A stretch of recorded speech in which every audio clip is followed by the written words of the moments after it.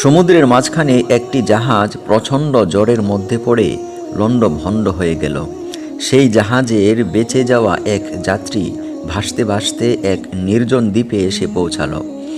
জ্ঞান ফেরার পর প্রথমে সে আল্লাহর কাছে প্রাণ খুলে শুকরিয়া জ্ঞাপন করল তার জীবন বাঁচানোর জন্য। প্রতিদিন সে দ্বীপের তীরে এসে বসে থাকত, যদি কোনো জাহাজ সেদিকে আসে এই আশায়। কিন্তু প্রতিদিনই তাকে হতাশ হয়ে ফিরে আসতে হতো। এরই মধ্যে সে সমুদ্র তীরে থাকার জন্য একটি ছোট ঘর তৈরি করল। সমুদ্রের মাছ শিকার করে এবং বন থেকে ফলমূল খেয়ে সে বেঁচে থাকল।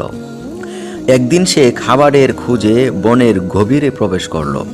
বন থেকে সে যখন ফিরল তখন দেখল যে তার রান্না করার চুলা থেকে আগুন লেগে পুরো ঘরটি ছাই হয়ে গিয়েছে এবং কালো ধোঁয়ায় আকাশ ভরে গিয়েছে। লোকটি চিৎকার করে উঠল, হায় আল্লাহ, তুমি আমার এত কষ্টের ঘরটি শেষমেশ পুড়িয়েই দিলে। এই বলে সে মাতম করতে লাগলো আর নিয়তির উপর তিরস্কার করতে করতে ঘুমিয়ে গেল। পরদিন সকালে এক জাহাজের আওয়াজে তার ঘুম ভাঙল। জাহাজটি সেই দ্বীপের দিকে তাকে উদ্ধার করার জন্যই আসছিল।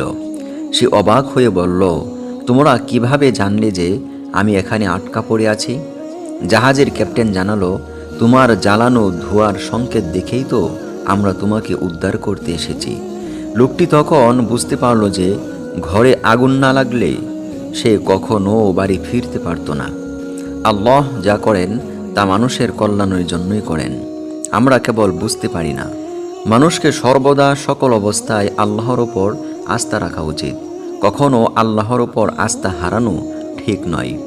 ভিডিওটি উপকারী মনে হলে চ্যানেলটি সাবস্ক্রাইব করার অনুরোধ রইল।